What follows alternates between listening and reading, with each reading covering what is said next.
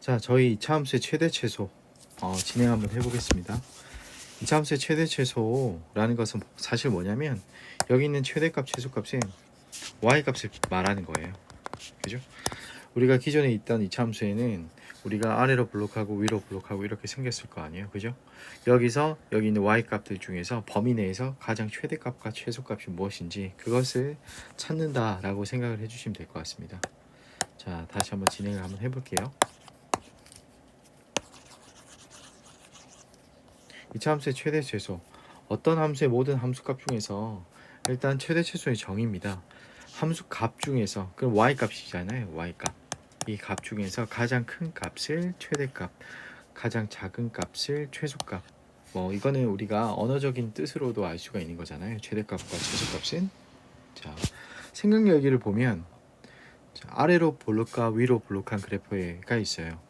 근데 마이너스 x 제곱 플러스 2 이 그래프 얘는 위로 블록이죠. 이 그래프는 여기서 최대값을 갖는 거잖아요. 여기 최대값일 때 x값은 얼마야? 0. 즉 x는 0일 때 최대값 얼마를 가져요? 그쵸, y 좌표는 2니까 최대값 2를 갖고 최소값은 있을까? 없죠. 왜냐면 이건 끝없이 내려가는 거니까 어떤 값이 최소값이 있다라는 그런 경계가 없기 때문에 이 2차 함수는 최소값은 없고 최대값은 있다는 겁니다. 자, 그럼 눈치를 채셨겠지만 이런 모양에는 최대값이 있을 것이고 또 아래로 볼락일 때는 최대값은 없지만 최소값은 있을 것이다. 이런 얘기를 할 수 있겠죠. 그래서 2차 함수 저 그래프는 얼마일 때 최소예요? 그쵸, x는 1일 때 함수값은 1이네요. 그쵸? 그때 최소값은 1이다. 최대값은 없다. 이런 얘기를 할 수 있습니다.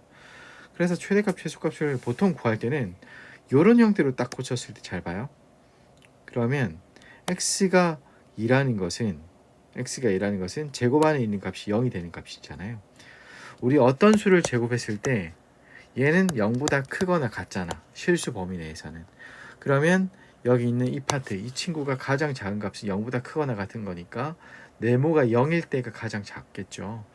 그래서 최소값을 보통 찾을 때 이 네모의 완전 제곱안이 0 되는 값이 최소나 최소값일 가능성이 높고요.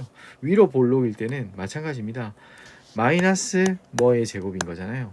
왜냐하면 위로 볼록이라는 것은 최고차의 개수가 음수인 거니까. 그러면 얘는 언제나 0보다 작거나 같은 건데 0보다 작거나 같다 했을 때 오히려 0이 그러면 이 친구에는 최대값이 되는 거죠. 오히려. 그죠? 그래서 위로 볼록일 때는요. 우리가 이 네모값이 0일 때가 가장 최대값이라는 겁니다. 그러면 결론은 뭐가 되겠어요?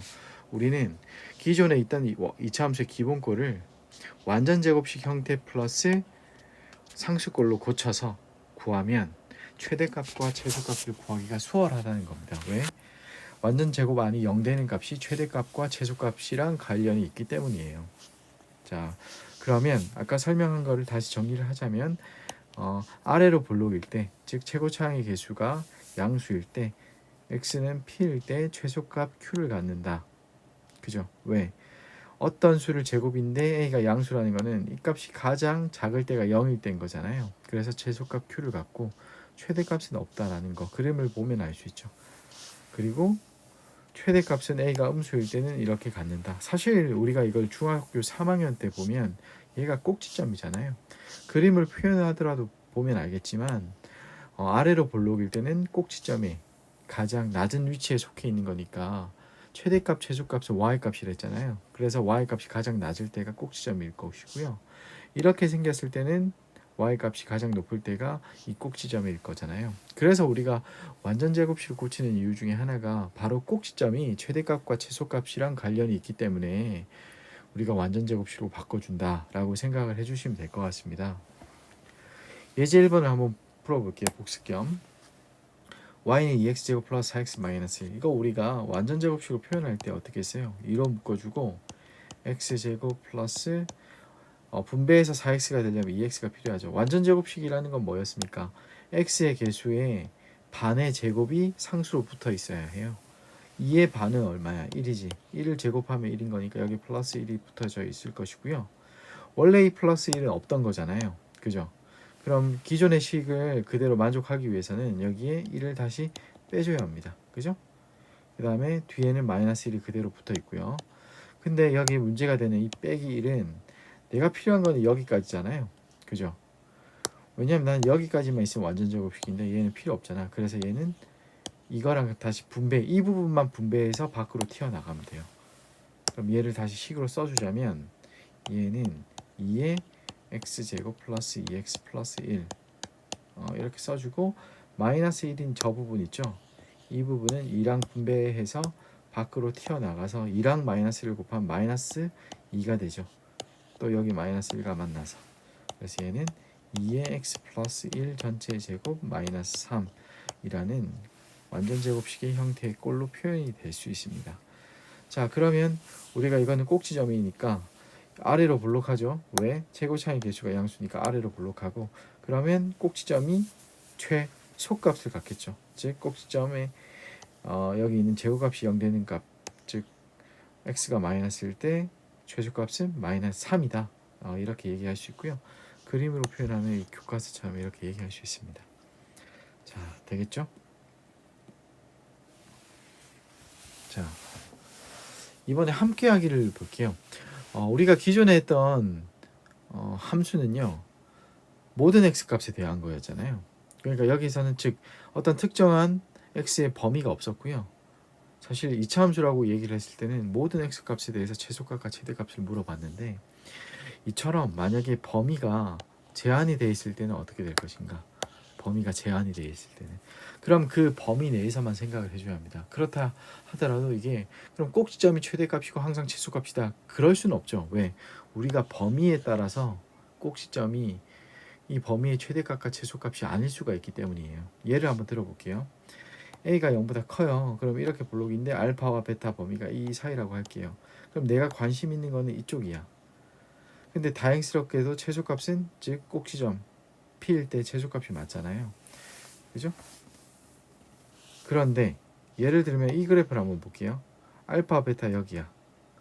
그런데 이 P는 결국 이 범위에 표현되어 있지 않은 거니까 범위 내에서 최소값은 뭐가 되겠어요? 가장 낮은 x가 알파일 때 f 알파, 최대값은 f 베타, 즉 가장 높은 이 범위 내에서만 생각하는 거니까 가장 높은 점이 여기 있겠죠. 그래서 우리가 범위가 있을 때는요, 어떤 그래프든 얘가 아래로 볼록이든 위로 볼록이든 보시면 최대값과 최소값이 있습니다. 실제 우리가 나중에 수학2에서 미적분을 배울 때는요, 어떤 특정 함수가 연속이란 조건을 만족했을 때 이런 범위를 뭐라고 얘기를 하냐면 닫힌 범위라고 얘기를 하거든요. 그 범위 내에서는 최대값과 최소값을 갖는다라는 최대 최소 정리를 우리가 고등학교 2학년 때 배웁니다. 그죠? 그때는 항상 최대값과 최소값이 존재한다라는 얘기를 할 거거든요. 근데 우리는 2차 함수에서는 직관적으로 우리가 그렇게 될 것이다 라는 게 눈으로 보이시죠. 그래서 이 정도는 받아들이고 우리가 가겠습니다. 편한 방법이 이거야. 어찌되었든 이 꼭지점을 포함하면 최소나 최대는 꼭지점에 대해서 있죠. 꼭지점을 포함한다면 여기는 최소고 여기선 최대고, 그죠? 근데 꼭지점을 포함하지 않는다면 사실 그 경계에서 최대 최소를 가져요. 그럼 결국에는 비교할 수 있는 범위군이 기껏해야 뭐가 있어요? 꼭지점. 이거 비교 한번 해보고요. 양끝값 알파, 양끝값이라는 건 이거예요. 범위의 양끝값, 즉 그 범위의 양끝의 함수값을 얘기하는 거예요. f 알파, f 베타. 이 세 개의 후보군이 결국에는 최대값과 최소값을 서로가 나눠 가질 거란 말입니다. 이 모든 경우의 수를 보더라도, 예를 보더라도, 그죠? 그래서 이거를 그냥 이론화시키면 이래요. 알파와 베타 사이의 범위에서는 양끝값에 대한 함수값 f 알파, f 베타, 그 다음에 이 함수는 꼭지점 x가 p일 때 꼭지점을 갖잖아요. fp, 그죠? 그래서 꼭지점과 양끝값 중에서 가장 큰 값이 최대값이고 가장 작은 값이 최소값이다. 오케이? 됐죠? 이건 외우는 게 아닙니다. 이건 우리가 직관적으로 봐도 알 수 있고요. 만약 이게 생각이 안 나더라도요, 그림을 그려서 우리가 그걸 이해하시면서 풀어도 상관이 없어요. 됐죠? 그 다음 이번에 그 밑에 P가 알파보단 작고요. P가 베타보다 크다. 이게 무슨 뜻이냐면 즉 범위 내에서 꼭지점을 포함하지 않는다라는 거야. 그죠? 그럴 땐 당연히 경계에서 최대값 또는 최소값이 있는 거죠. 그죠? 이거는 사실 우리가 외우지 않고도 당연히 이해하면서 아 그렇구나 당연하지 라고 넘어갈 수 있는 부분입니다. 자 됐죠? 자 그 다음 이제 이차함수와 최대 최소의 활용인데 사실 활용이라는 거는 우리가 이미 배웠던 개념을 활용하자는 것이잖아요. 그래서 새로운 개념은 없어요. 결국에는 보통 실생활이나 주어진 문장제 문제에서 우리가 이거를 이차함수처럼 표현을 해서 기존에 알고 있던 최대 최소값을 구하는 방법으로 구해보자라는 게 요지죠. 예를 들어서 두 가지 방법이 있어요. 두 가지 유형이 있는데 첫 번째 식이 주어지는 유형이고요. 두 번째는 제가 식을 세우는 유형이 있어요. 그래서 어떤 문제를 읽다가 뭐 t초 후에 어떤 높이가 뭐 이렇다 하면서 2차식이 나와 있다라는 것은 땡큐죠. 왜냐하면 이 자체는 이미 식이 주어져 있기 때문에 제가 이 식 그대로 이걸 표현해서 또는 이 식 자체에서 최대값과 최소값을 한번 구해보면 되는 거거든요. 예제 3번 같은 경우는 한번 볼게요. 이 문제는 초속 40m로 똑바로 쏘아 올렸을 때 t초 후에 물체의 높이야. 그럼 물어본 게 물체의 최고 높이를 구하시오 이런 거니까 내가 초속으로 얼마큼 쏘아 올리든 말든 상관없이 나는 물체의 높이가 이 식이구나 라고 일단 먼저 받아들이시면 돼요. 그러면 우리가 최고 높이라는 거는 이 높이의 최대값을 구하는 거니까 이 식의 최대값을 구하면 되는 거잖아요. 그럼 얘를 꼭지점처럼 표현을 하려면 최대 최소로 표현해야겠죠. 그러면 완전제곱식으로 표현하기에 마이너스 5로 묶어주고 t제곱 마이너스 8t. 자 필요한 게 뭡니까? 마이너스 8의 반의 제곱이니까 마이너스 8의 반은 마이너스 4잖아. 제곱하면 16이 필요해요. 근데 16은 원래 있던 거야 없던 거야? 없던 거죠. 그래서 마이너스 16하고 괄호를 닫아야 하는데 완전 제곱식이 되기 위해서 이 마이너스 16이 밖으로 튀어나가야죠. 뭐랑 곱해져서? 마이너스 5랑 곱해져서. 그래서 마이너스 5랑 곱해지면 얼마야? 플러스 80이 밖으로 튀어나가야 해. 그래서 가로를 닫아주고 밖에 플러스 80을 적어주는 거야. 됐죠? 원래 기존에 뭐 어떤 식이 있었어? 없었죠. 상수는. 그래서 플러스 80 이렇게 해주고 얘를 정리를 하자면 얘는 마이너스 5 t 마이너스 4 전체의 제곱 플러스 80 되는 거야. 그럼 최고 높이라는 거는 t 값이 얼마일 때, 그죠? t 값이 4일 때, 얘가 0일 때, 즉 80 최고 높이는 80 되는 거고요. 그다음 최소 높이를 구하여라. 3초에서 6초 이하. 그럼 일단 최고 높이를 구했으니까 3을 넣고 6을 넣은 함수값 중에서 작은 거 3을 넣었을 때는 75고요. 6을 넣었을 때는 60이야. 그럼 최소 높이는 얼마가 되겠어요? 60이 되겠죠. 자, 이렇게 구할 수 있습니다. 자, 문제 3번 같은 경우도 저희가 주어져 있고요. 식이 주어져 있잖아요. 자, 문제 4번 같은 경우는 식이 있어요? 없어요? 없죠. 그래서 이렇게 식이 없는 유형이 있거든요. 얘는 여러분들이 이차함수를 세우셔야 합니다. 한번 같이 풀어볼게요. 그림과 같이 직각을 낀 두 변의 길이가 각각 10m, 20m인 직각삼각형 모양의 땅의 밑면이 직사각형 모양의 건물을 지으려고 한다. 이 건물의 밑면의 최대 넓이를 구하시오. 이 직사각형의 넓이의 최대값을 구하라는 거잖아요. 그럼 미지수를 도입을 해볼게요. 어떤 걸 도입을 한번 해볼까요? 가로를 x라고 한번 해볼까? 가로를 x. 그러면 내가 세로를 x에 대한 표현으로 할 수만 있다면 이게 게임이 끝난 거잖아요. 그죠? 근데 우리가 이 전체 삼각형을 딱 보세요. 이 전체 삼각형을 딱 봤을 때 얘는 밑변의 길이와 높이의 비가 얼마야? 2대 1이죠. 그런데 이게 직각삼각형이고요. 얘도 직각삼각형이고 얘도 직각삼각형이고 각을 공유합니다. 동의각으로 인해서. 그죠? 그럼 얘는 닮음이 돼요. 그럼 몇 대 몇? 2대 1. 여기도 2대 1. 그죠? 그러면 여기가 x면 여기는 얼마가 되겠어요? 그죠? 2대 1이니까 2분의 1x가 되겠죠. 여기는 이 파트가. 그죠? 여기가 x니까 내가 여기를 x로 잡았으니까 그럼 뭐가 되냐? 얘는 이 길이는 2분의 1x. 근데 나는 직사각형이 높이가 필요한데 전체가 여기가 10인 거니까 그러면 결국에는 이 파트는 10에서 얼마를 빼면 돼요? 2분의 1x를 빼면 되겠죠. 그죠? 그러면 이 부분은 10-2분의 1x. 자, 그럼 나왔습니다. 직사각형의 넓이는 가로로는 x, 세로는 10-2분의 1x. 이거를 구하면 되죠. 이게 넓이에 대한 식이고요.